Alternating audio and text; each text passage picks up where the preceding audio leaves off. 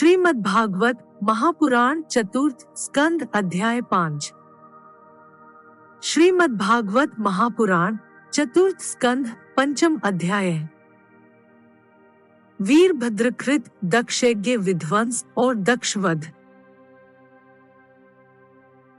श्री मैत्रेय जी कहते हैं, महादेव जी ने जब देवर्षि नारद के मुख से सुना कि अपने पिता दक्ष से अपमानित होने के कारण देवी सती ने प्राण त्याग दिए हैं और उसकी यज्ञ वेदी से प्रकट हुए ऋभुओं ने उनका पार्षदों की सेना को मारकर भगा दिया, तब उन्हें बड़ा ही क्रोध हुआ।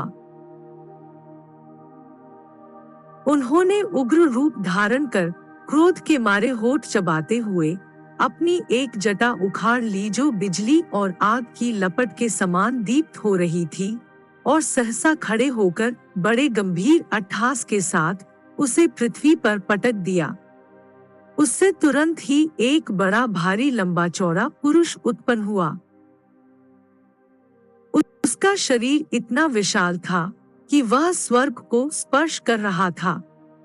उसके 1000 भुजाएं थीं। मेघ के समान श्यामवर्ण था। सूर्य के समान जलते हुए 3 नेत्र थे। विकराल दाढ़ें थीं और अग्नि की ज्वालाओं के समान लाल लाल जटाएं थीं।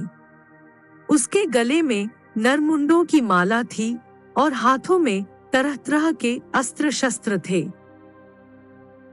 जब उसने हाथ जोड़कर पूछा, भगवन मैं क्या करूं, तो भगवान भूतनाथ ने कहा, वीररुद्र तू मेरा अंश है, इसलिए मेरे पार्षदों का अधिनायक बनकर तू तुरंत ही जा और दक्ष तथा उसके यज्ञ को नष्ट कर दे। प्यारे विदुर जी, जब देवाधिदेव भगवान शंकर ने क्रोध में भरकर ऐसी आज्ञा दी, तब वीरभद्र उनकी परिक्रमा करके चलने को तैयार हो गए। उस समय उन्हें ऐसा मालूम होने लगा कि मेरे वेग का सामना करने वाला संसार में कोई नहीं है और मैं बड़े से बड़े वीर का भी वेग सहन कर सकता हूँ। वे भयंकर सिंहनाद करते हुए एक अति कराल त्रिशूल हाथ में लेकर दक्ष के यज्ञ मंडप की ओर दौड़े। उनका त्रिशूल संसार संहारक मृत्यु का भी संहार करने में समर्थ था। भगवान रुद्र के और भी बहुत से सेवक गर्जना करते हुए उनके पीछे हो लिए। उस समय वीरभद्र के पैरों के नूपुरादि आभूषण झनन झन बजते जाते थे। इधर यज्ञशाला में बैठे हुए ऋत्विज, यजमान सदस्य तथा अन्य ब्राह्मण और ब्रह्माणियों ने उत्तर दिशा की ओर धूल उड़ती देखी। तब वे सोचने लगे, अरे यह अंधेरा सा कैसे होता आ रहा है, यह धूल कहाँ से छा गई। इस समय न तो आंधी ही चल रही है और न कहीं लुटेरे ही सुने जाते हैं, क्योंकि अपराधियों को कठोर दंड देने वाला राजा प्राचीन बरही अभी जीवित है। अभी गौ के आने का समय भी नहीं हुआ है, फिर यह धूल कहाँ से आई। क्या इसी समय संसार का प्रलय तो नहीं होने वाला है। तब दक्ष पत्नी प्रसूति एवं अन्य स्त्रियों ने व्याकुल होकर कहा, प्रजापति दक्ष ने अपनी सारी कन्याओं के सामने बेचारी निरपराध सती का तिरस्कार किया था। मालूम होता है यह उसी पाप का है, अथवा हो न हो यह संहार मूर्ति भगवान रुद्र के अनादर का ही परिणाम है।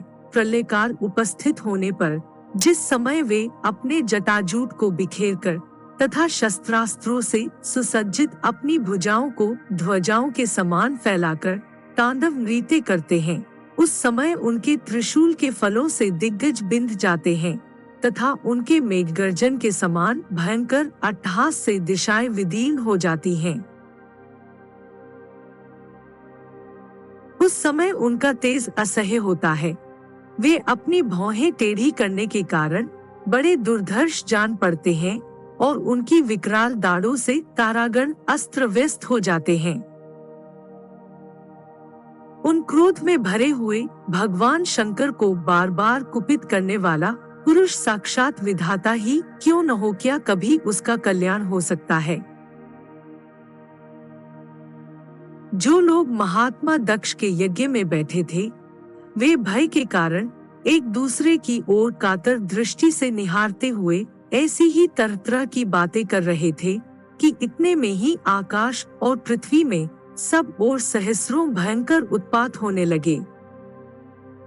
विदुर जी, इसी समय दौड़कर आए हुए रुद्र सेवकों ने उस महान यज्ञ मंडप को सब ओर से घेर लिया।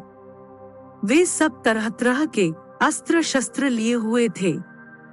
उनमें कोई बौने, कोई भूरे रंग के, कोई पीले और कोई मगर के समान पेट और मुख वाले थे।